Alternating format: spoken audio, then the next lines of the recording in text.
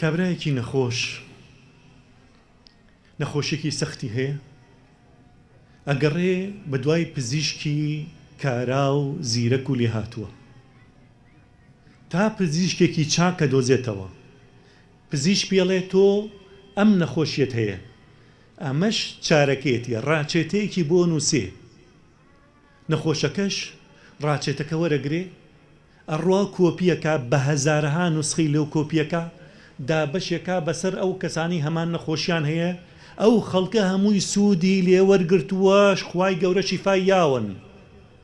بەڵام خودی خۆی کاتێ دەرمانەکە وەرناگرێ، ئایا چارەی بۆیت؟ نەخێر. با هەزارەها جار بیخوێنێتەوە، با ماچیکە، با بیخاتە سەرسەری، با بە خەتی جوان بینووسێ، با لەبەریکە، با بە دەنگی خۆش بیڵێتەوە. شیفای بۆ نایە. لەبەر چی؟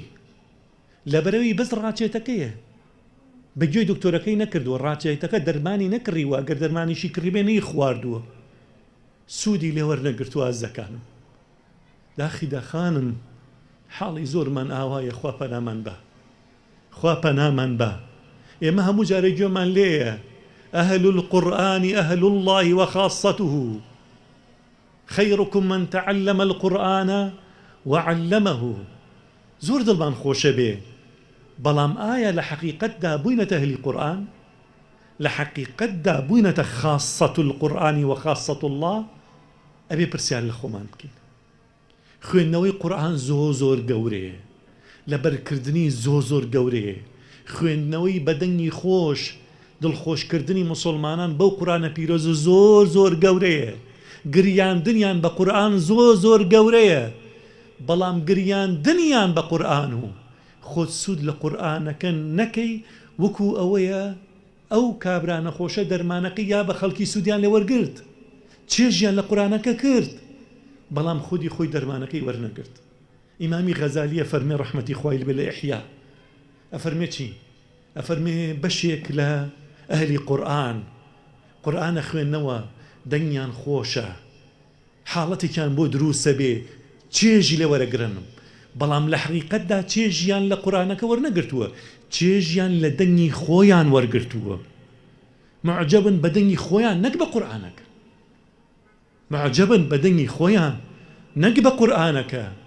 بۆیە پێغەمبەری نازدار لە صحیح مسلمە فەرمێ القورآن حجة لك أو عليك، بەڵگەیە بۆ تۆ یان بەڵگەیە لەسەرت.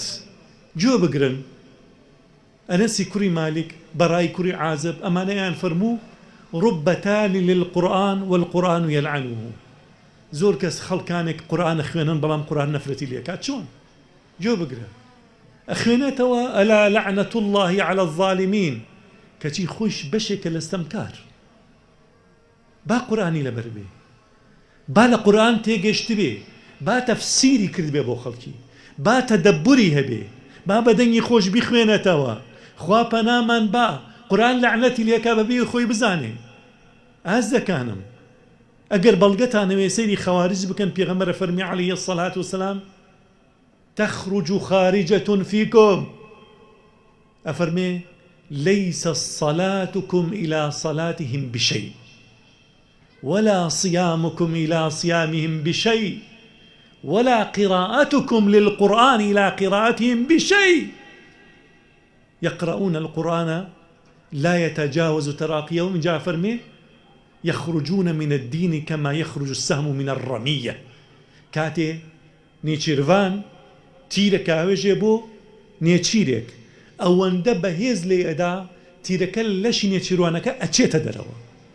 ئەوەیە تەسەورەکەی قورآنە خوێنیتەوە، هەموو ڕۆژێک لە نوێژە فەرمی قورآنە خوێنیتەوە إياك نعبد وإياك نستعين، تەنها پشت بە تۆ دەبەستین، تەنها داوای یارمەتی لە تۆ دەکەین یا ئەڵڵا، کەچی دڵمان پەیوەستە بە دۆلارەوە، بە دینارەوە، بە خەڵکەوە.